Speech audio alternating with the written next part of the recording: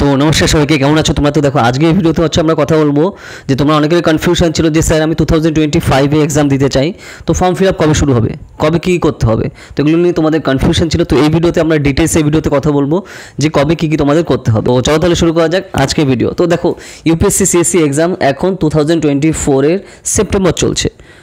ওকে, তো তুমি ধরো 2025-এ তুমি এক্সাম দিতে চাও ফার্স্ট টাইম, বা তুমি পরবর্তী তোমার আগে দেওয়া হয়ে গেছে তুমি দিতে চাও, তো তাহলে তুমি এখানে ফর্ম ফিল আপ কবে শুরু হবে?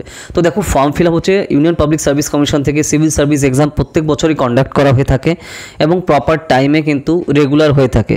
এখানে অন্যান্য আমাদের স্টেটের এক্সাম না যে কয়েক বছর ধরে শুধু চলছে। আর রিসেন্টলি তো আমরা নিউজও দেখেছিলাম যে 12 থেকে 15 বছর পরও অ্যাডমিট কার্ড আসছে, তো সেটা তুমি বুঝতেই পারছো যে ওয়েস্ট বেঙ্গলের কী সিচুয়েশান। তো দীর্ঘসূত্রিতা কোন লেভেলের হয় তো ওয়েস্ট বেঙ্গলকে না দেখলে বোঝা যাবে না।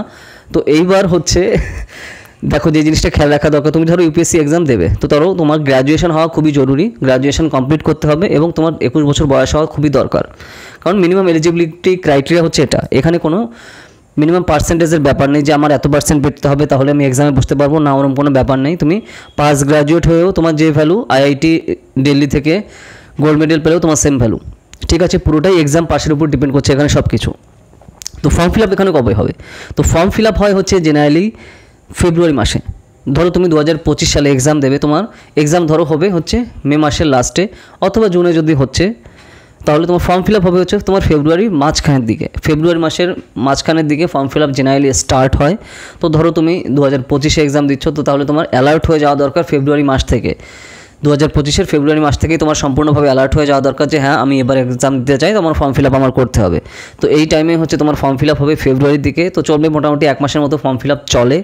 টাইম দিয়ে দেয় যে কতদিন থেকে কতদিন অবধি চলবে। নেক্সট হচ্ছে তোমার মে বা জুন মাসে হচ্ছে এক্সাম হয়। আর 1 বছর আগে থেকেই কিন্তু এর ডেট জানা যায়, যে 1 বছর আগে থেকেই সব ডেট দিয়ে দেয় যে প্রিলিমস কবে হবে, মেন্স কবে হবে, পার্সোনালিটি টেস্ট কবে হবে। তো এগুলো সবই কিন্তু অফিসিয়ালি নোটিফিকেশানে সব রয়েছে। ইউপিএসসি যে অফিসিয়াল ওয়েবসাইট upsc.gov.in, এই যে অফিসিয়াল ওয়েবসাইট আছে এখানে তুমি সব ডিটেল সম্পূর্ণ পেয়ে যাবে। নেক্সট এইবার যদি আমরা দেখি তাহলে ফর্ম ফিল আপ হলো কবে? ফেব্রুয়ারির দিকে হলো। এক্সাম হচ্ছে কবে? মে বা জুনের দিকে। নেক্সট হচ্ছে তোমার 1 মাসও এখন লাগে না, 15 দিনের মধ্যে প্রিলিমসের রেজাল্ট দিয়ে দেয়। তারপরে মেন্স কখন হয়? মেন্স হচ্ছে তোমার সেপ্টেম্বর মাসে জেনারেলি। তো তারপরে তার কিছুদিনের মধ্যেই তোমার রেজাল্ট দিয়ে দেয়। তো ওই হচ্ছে প্রপার প্যাটার্ন। তো আশা করি তুমি বুঝতে পেরেছো। তাহলে আমি যদি মেন্স দিতে চাই তাহলে তার ফর্ম ফিল আপ কখন হবে? তো প্রিলিমসের রেজাল্ট দেওয়ার কিছুদিনের মধ্যেই ডিটেল অ্যাপ্লিকেশন ফর্ম বা অনেকে ড্যাফো বলে, তো তার ফর্ম ফিল আপ শুরু হয়ে যায়।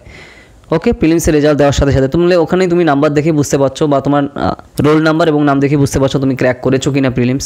তারপর সেই হিসাবে তোমার ডিটেল অ্যাপ্লিকেশন ফর্ম বা ড্যাফ ফিল আপ করো। তো এটা হচ্ছে তোমার এক্সামের রেজাল্ট দেওয়ার কয়েকদিনের মধ্যেই শুরু হয়ে যাবে। এগুলো সব অফিসিয়াল নোটিফিকেশানে সব অফিসিয়াল ওয়েবসাইট থেকে দিয়ে দেয়। তো এই হচ্ছে প্রপার প্যাটার্ন যে কখন ফর্ম ফিল আপ করতে হবে। আশা করি তোমাদের যে কনফিউশন ছিল সেগুলো ক্লিয়ার হয়ে গেছে।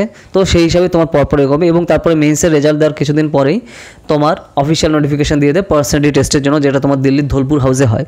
তোমার লাদাখে বাড়ি হলেও তোমার দিল্লির ধোলপুর হাউসে দিতে হবে, বা অরুণাচল প্রদেশে বাড়ি হলেও তোমার দিল্লির ধোলপুর হাউসে এসে পার্সোনালিটি টেস্ট দিতে হবে, ঠিক আছে? এবং সেইখানে তোমার পার্সোনালিটি টেস্ট দেওয়ার জন্য তোমার যাতায়াতের যে খরচ সেটাও বিয়ার করবে গভর্নমেন্ট অফ ইন্ডিয়া থেকে, ইউপিএসসি থেকে। সেই হিসাবে তোমার ট্রেনের টিকিটও কিন্তু দিয়ে দেয় যাওয়া আসার। তো সেটা নিয়ে টেনশনের কোনো ব্যাপার নেই। তো আশা করি তোমাদের যা যা কনফিউশন ছিল সেটা ক্লিয়ার হয়ে গেছে।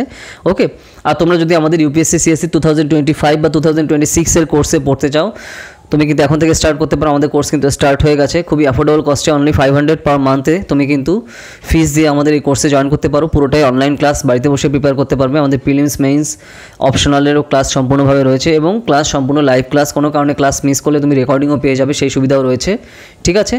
তো যা যা জয়েন করতে চাও এই নম্বরে যোগাযোগ করো 8945931766, ঠিক আছে? এছাড়া আমাদের ইউজিসি নেট পলিটিক্যাল সায়েন্স এবং হিস্ট্রিরও কোর্স স্টার্ট হয়ে গেছে 2025-এর। আর তাছাড়া আমাদের ইউজি এবং পিজির এন্ট্রান্স এক্সামের রেজাল্ট তো তোমরা অলরেডি দেখতে পাচ্ছ স্ক্রিনে, এই বছরের এবং লাস্ট ইয়ারে 2023-এর। তো যারা যারা জয়েন করতে চাও আমাদের কোর্সে তাড়াতাড়ি যোগাযোগ করো এই নাম্বারে। ওকে, টাইম কিন্তু খুব কম, যে টাইমটা আছে আমাদের প্রপারলি ইউজ করা দরকার, ঠিক আছে? তো যদি ভিডিওটা ভালো লাগে লাইক করো আর বিভিন্ন সোশ্যাল মিডিয়াতে শেয়ার করো, তাহলে কিন্তু যারা জানে না তাদের কিন্তু সুবিধা হবে। ওকে, তো চলো তাহলে আবার দেখা হবে নেক্সট ভিডিওতে নতুন টপিক নিয়ে। তো টাটা।